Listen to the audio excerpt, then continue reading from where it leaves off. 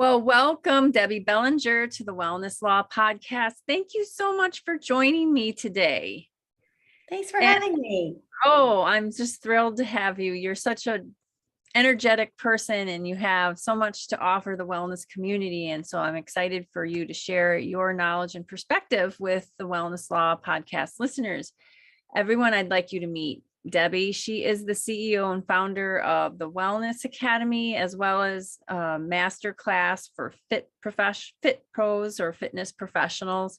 She is an educator. She provides advisory services to entrepreneurs, solopreneurs, and fitness club owners. And she's now living in South Carolina.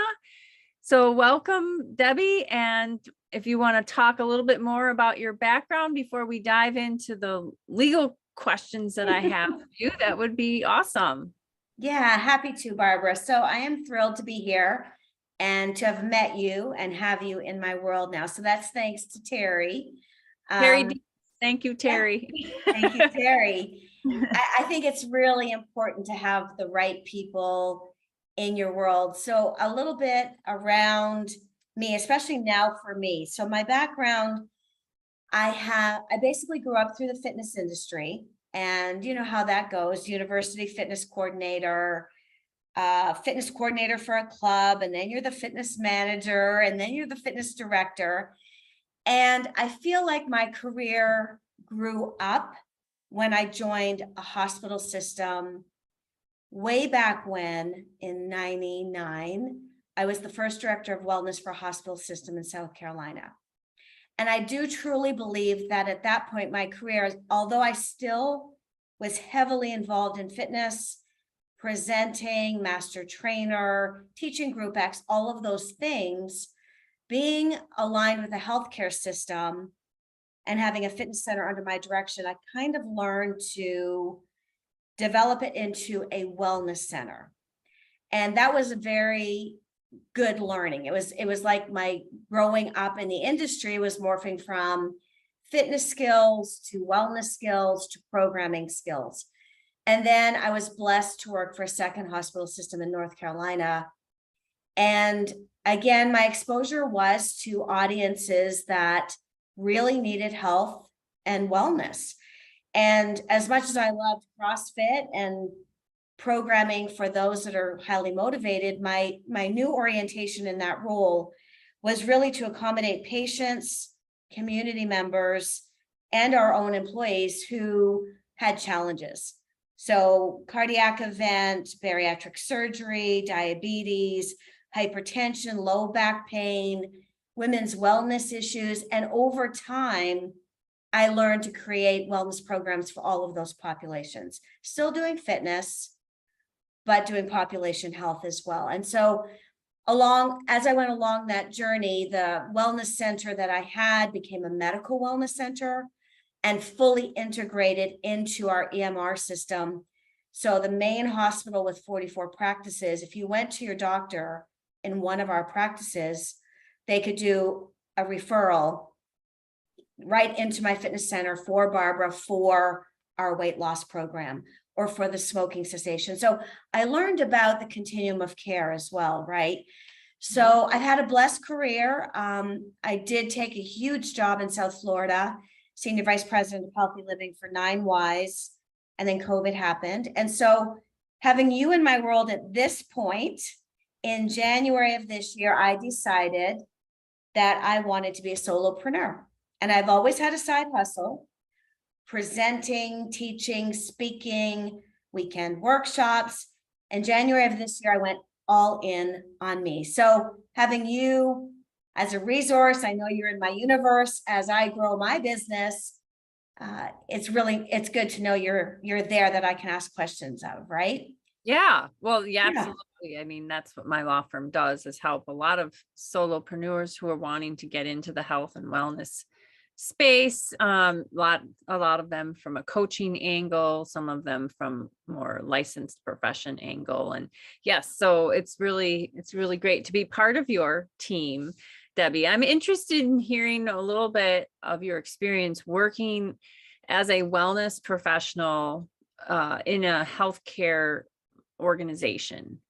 Did you find from a law perspective, when you're working in healthcare, conventional medicine, that is a highly regulated environment. HIPAA, the privacy and security rules apply to those organizations, but also a lot of billing, when you're billing insurance for, I assume that a lot of the services you were providing as a wellness center were covered by insurance or were billed to insurance.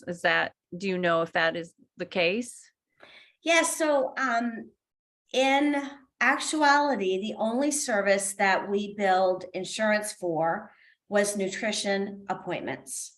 That was the only service that we had that had an ICD-10 code that was a reimbursable event. And that's sad. I mean, for all the good work that we provide to all those populations, folks wishing to lose weight and lower hypertension and reverse diabetes and all of these things, the only thing that we could bill for, Barbara, was the nutrition appointments. Now, our diabetes center clearly was accredited and billed for all of their appointments for their patients, right? But in our medical wellness center, that's all that was billable. And that pretty much remains consistent throughout the industry. I know some people are trying to color outside of the lines and push the boundaries by trying to bill or submitting a bill, dropping a bill. We never did that, So to your point, working in healthcare, yes, it's highly litigious. Yes, it's very risk averse. I will say to you that having worked in the fitness industry, being a club director, and then moving into healthcare, I became a lot more aware of crossing T's, dotting I's, and all the things that had any compliance around them, legal issue, waiver forms. I learned a lot. And I did lean on my legal team and my compliance team. And it was just so nice to know they were there. And they would bring things to my attention, like EEOC updates, and say, Debbie, here's something we need to sit in on this webinar. We'll listen in as the lawyers. You listen in as the wellness director. And then we'll sit and decide what's appropriate for us to put in place based on changes in regulation or recommendations. And we always leaned in, better safe than sorry, right? Like you said, it's highly litigious. So I learned a lot. I liked that part of my career because I had learned and was exposed to many things that I didn't really know about so much. I knew about all of our patients. We risk stratified using the American College of Sports Medicine risk form. So I knew about that. But then there are some other things, like you said, like HIPAA and other elements that you have to be acutely aware of. Yes. Yeah. Well, I mean, they have accrediting bodies, for healthcare organizations, the Joint Commission, or if there's a health plan involved, the National Commission of Quality Assurance, and then also state laws that license facilities, and the federal laws when you're dealing with Medicare and Medicaid patients who might be using the wellness center. I'm curious, you said that the only service that you billed for to insurance was your nutrition counseling, did you say? Yes. Were you using, as part of your nutrition counseling, registered dietitians, or who was delivering this nutritional counseling services in your medical wellness center? We only used registered dietitians. Okay. Only, yeah. And that was the standard. And if you had used someone else, like a coach, for example, who shouldn't be by definition giving you nutritional counseling, but if you had, probably would not have been billing insurance at that point then. Right. So, okay. One thing that I wanted to point out about the medical wellness center and the nutrition counseling is that it's really important to make sure that you understand if you are servicing people who are on medications and getting, referrals from their doctor for specific treatment plans, that, you are following state laws as far as who is able to do those kinds of services. So, and that's another advantage, I guess, of working in a healthcare organization is they have to be up on those kinds of laws. So would you say that working in that environment was a little bit more stressful, or a different kind of stress than being a solopreneur in the wellness field? Oh, that's a great question. It was stressful at times. I worried about making a misstep. You start to realize that there are extensive regulations and rules, and that was one of the things I'd lose sleep over as the director of the Medical Wellness Center and our employee wellness program, and all the companies who purchased us to be the wellness provider to oversee their corporate wellness programs, was something I didn't know, right? So that created a little bit of stress, but I always knew I could go to legal and or compliance and say, what do you think about this? We're selling our services to local employers. What do you think I should have in place? So that learning was stressful at times, but I had a great support system. I could not have done what I did without them. And now, honestly, Barbara, I'm so thankful I had that experience as a solopreneur, because I won't color outside of the lines. Mm-hmm. I have complete and utmost respect. I had 2 dietitians on my team and a nurse who were in the Medical Wellness Center. And at the start of my 9 years with my dietitians, I hired one, and then I had to hire a second to help with all the programming stuff we did. And I always remember thinking, gosh, they ask a lot of questions. And these dietitians, it's just like, what, another question? And then I started to gain an appreciation of, they are licensed. Mm-hmm. They are highly regulated. They have extensive rules around attaining their licensure. So of course, they have a lot of questions because they want to make sure that they're not doing anything that would breach their license, right? So for me now, as a solopreneur, the fact that I worked in that environment is incredible, because I have the sense to ask questions when I'm unsure, and I'm comfortable finding an expert like Barbara to say, Barbara, I'm about to partner with this group. What do I need in place? Mm-hmm. Like that kind of thing, having the understanding that I don't have the skill to do all that I need to do as a solopreneur. I need my accountant. I need my lawyer. I need to make sure that things are in order, right? So that's a great question. And my stress level is down, just knowing that I've got quality folks like you and others that I can go to if I'm unsure. That's interesting. It's a great perspective, because as someone who works in a huge healthcare organization, that's one of the advantages, is that you do have that infrastructure that's in place, and because they need it. It's actually, they by law need to have a compliance department. They need to be on top of the laws that affect their business again. And there are many, because healthcare is highly regulated by federal and state systems. So working in that environment, you probably get a little used to having those resources available to you when you have questions. And then when you go out on your own and work in a less regulated environment, but you don't necessarily know what you don't know, having those resources probably is kind of a comfort to you. It is. And I think for solopreneurs, entrepreneurs, creating the awareness around quality resources in our industry, I'll share with you, I know times that I have sought liability insurance for me as an independent fitness professional.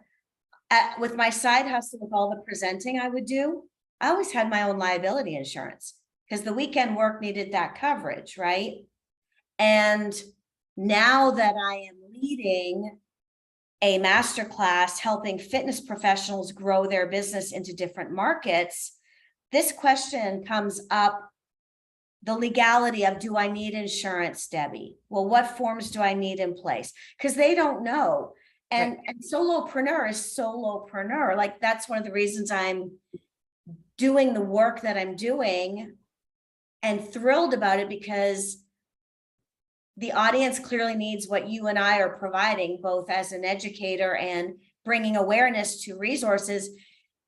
The idea of what is a good choice for liability insurance for an independent, knowing which lawyer to approach that actually knows anything about wellness. Like Barbara, you're a gem, because, you know, I've had some in my group say, well, I just spoke with my family lawyer. I spoke with the group that does the home insurance and thought we would add my fitness business on it because I work from home. And I'm like, how did that turn out? I mean, really? So it's very important that we as an industry rise up and do good work with the right resources. I feel very strongly about that, and not cutting corners and not doing things right. That does not advance our status in our industry, especially now in this age where we need to be working in partnership with so many. The health and fitness industry needs to grow up. And that's one of the things I feel like, that's why I'm doing what I'm doing now, sharing my knowledge and coaching independent fitness clubs and solopreneurs, entrepreneurs to know what's out there and how to set up their business well and cross T's, dot I's with everything in order. All that I learned in the healthcare system, honestly, it's like, oh yeah, well, yeah, if we go and provide service, we need an agreement. You know, and I don't know that all folks know this, and over 300,000 fitness professionals lost their jobs with COVID, with 30% of clubs closing in America. You know, a lot of those individuals went into a virtual space to start their own business. They don't know what they don't know, right? So this is important, what we're talking about. So when you say the health and wellness industry needs to grow up, what I'm hearing you say is, by grow up, you mean it needs an infrastructure, it needs resources, it needs some standards that similar to healthcare. I would never, having been and still I am a healthcare lawyer as well as a wellness lawyer. I straddle both worlds.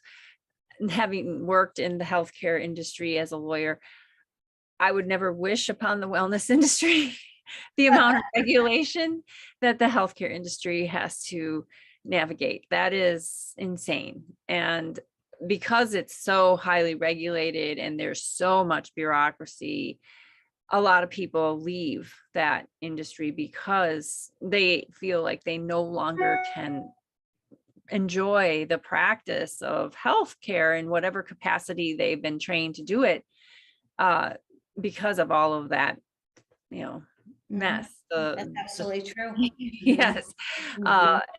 And so I would never wish that on the wellness industry. I would hope that as an industry, again, looking at it from fitness, from health coaching, from nutrition, and just all the individuals who are out there, not really part of the major medical complex, on the outside of it, that they learn what they can, take what they can, the good aspects of the healthcare system, and not and leave the other stuff that really is causing a lot of the angst and anxiety in the healthcare system.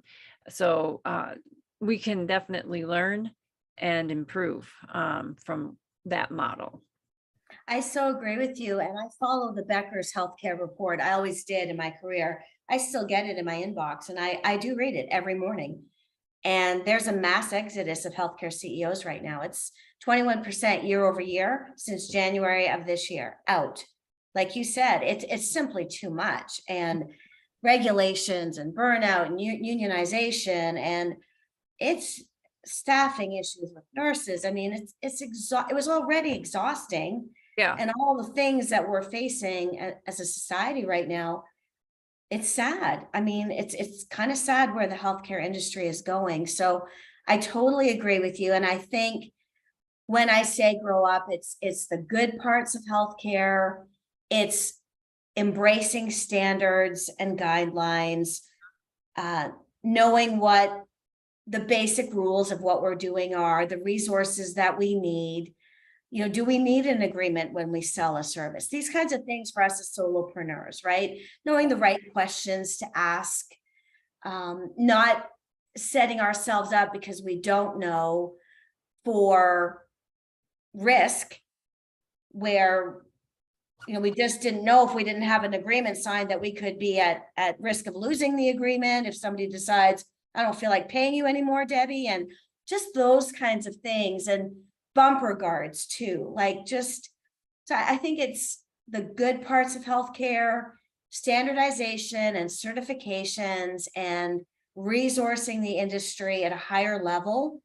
That's what when I say grow up, it's embracing those really good things that make you feel solid in your work, that I'm doing the best work with knowledge, education, experience, and legal issues addressed and covered as well as a business owner. And that's why I'm just so delighted to have you in my world and on my team and providing education, because you can tell the few experiences you've had with my group, both the masterclass and wellness academy, my participants are leaning in, right, Barbara? And it's like, I have a question, and it's coaching is big in the industry right now. I think there's a lot of things being figured out. So it's an exciting time for us. Yeah. It's just an exciting time for us. Yeah. And in case the listeners didn't catch that. So yeah, I've been a guest speaker on Debbie's Wellness Academy and the masterclass for Fit Pros, talking about legal aspects of what they want to do as solopreneurs in the fitness space. So yeah, it's been a great experience for me. And I'm so happy to see you incorporating that perspective into your masterclass and your wellness academy, because believe it or not, I have gone through government sponsored wellness types of education sessions where it's supposed to be comprehensive, like everything you need to know to do, say, workplace wellness. And the law, they had a little bit of a law aspect to it, but it was such a narrow view of what the legal risks were that I was really, really, really disappointed. And I actually went up to the organizers of this, again, federal government sponsored program, and pointed out the omission of a lot of different legal issues that workplace wellness individuals need to understand. And they just kind of brushed me off. And that was very, very disappointing. Which is what prompted me to write my first book, The Rules of Workplace Wellness Programs, because I felt I needed to have a more comprehensive resource out in the world for people who are in the workplace wellness space. But yeah, I'm so glad to see you incorporating these more, what we might think of as dry topics, but they're really, really important, as you've pointed out and learned for yourself in the healthcare world. Future podcasts, we're going to talk more about whether, in the grand scheme of things, is it a good idea to get recognized by state governments, for example, as a wellness professional. Our first podcast was actually with Diane Miller of the Healthcare Freedom Coalition, who's trying to carve out safe harbors for unlicensed people so that they can feel more confident about what are their boundaries, what can they do, and not feel like they're going to be given a cease and desist letter by a state, licensing board. Right.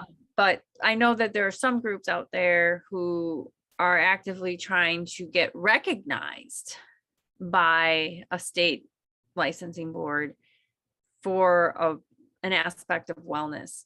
And there are pros and cons to that. So future podcasts will be having those conversations. But do you have any thoughts? I mean, before we wrap things up, do you have any thoughts about who's in the best position to create the standards that you feel the industry needs to grow up? Is it a government? Is it a private organization? Should it be a unified standard across all wellness type professions, or should there be buckets? I mean, do you have any thoughts on that? I do, Barbara. I think it's a very complex solution. And for that reason, we need to keep it simple. It would be really easy to mess it up and delay our future progress in the industry by 20 to 30 years. And that we don't need right now. What the industry needs, let me back up. What the world needs right now is health and wellness professionals practicing their skills. Obesity is forecasted to be 50% of Americans by 2030. That's a CDC forecasted statistic. By 2030, 50% of Americans will have a BMI greater than 30. Oh my gosh. Yeah.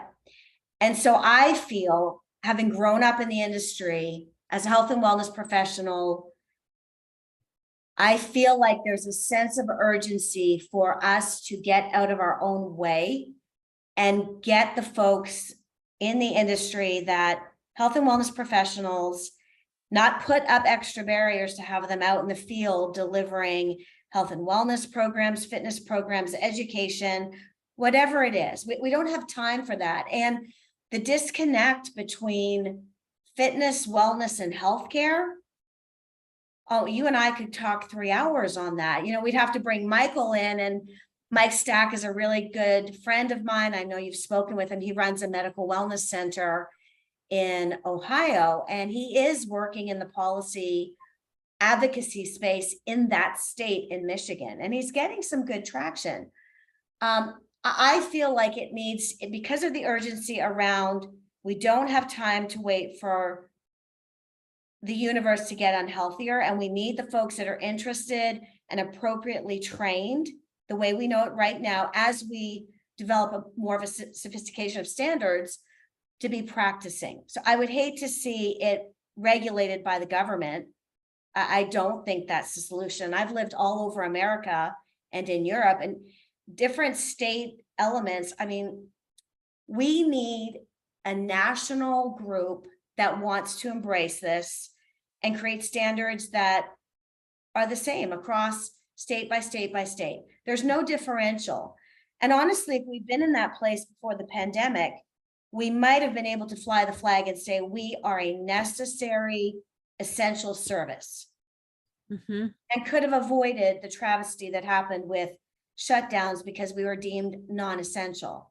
And for me, having worked in medical wellness, some centers managed to stay in the medical wellness space, managed to stay open at a certain degree, but we don't want to do that again. So I think my vision would be a group of very committed individuals that nationwide, with one person per state that is really committed, doesn't have 15 other jobs, it's too busy, and it's just a thing to go on a resume. It's all in. We need to bring this industry along and look at standards. I know for a fact the fitness industry was trying to license personal trainers Group X, right? That conversation's been swirling for years. And where has that taken us? Nowhere. Absolutely nowhere. So I think there's opportunity for growth. I'm hopeful that we do, if it's not a national coalition or national advisory group, something like that with the right expertise, like a Barbara and others that could come together, get into a cadence of regular meetings, identify the gaps, and look at the opportunities, prioritize a roadmap, and just effectively start working on that. But mandating licensing, I think would, and it's one state is this and one state is that, it could hurt the industry, I believe. I think it could set us back some. Well, that's certainly one of the more frustrating parts about, for licensed individuals and health coaches, for example, who are not licensed, is keeping track of the different state requirements and, the concern about, if I see clients or patients in this state and I don't have a license, or I'm not aware of what's going on in that state as far as their priorities for disciplining people like me doing what I do, whatever it is in the wellness space, that creates anxiety. It creates a risk aversion for a lot of people that they don't want to have to worry about it, so they don't do it. And then the people in those states are missing out. So it's yeah, I mean, that's the way our Constitution is set up, in a way, for the federalism, for the states to be licensing or protecting the health and welfare of the residents in those states. But at the same time, if we can avoid having to worry about all those different 50 state laws and just instead have some national uniform outside of the government purview standard bearing body, that would be really, really helpful. And there are candidates out there, and this podcast, of course, is going to talk to them as we progress. But this has been very, very insightful, Debbie. So thank you very much, as an educator, as an advisor, as a longtime expert in the wellness field. I appreciate you sharing your perspective with my audience. Thank you, Barbara. Thanks for the invite. And if they want to learn more about what you do or sign up for one of your classes or the academy, how do they do that? Yeah, that's a great question. You can find me on LinkedIn, Debbie Bellenger on LinkedIn. That's a great place. And or go to my website, which is super easy, www.debbiebellenger.com. First name, last name.com. Well, I will have those links in the description for the podcast, so people will be able to go right to them if interested and learn more from you. So thanks again, Debbie. You're welcome. So good to be here. Thanks, Barbara.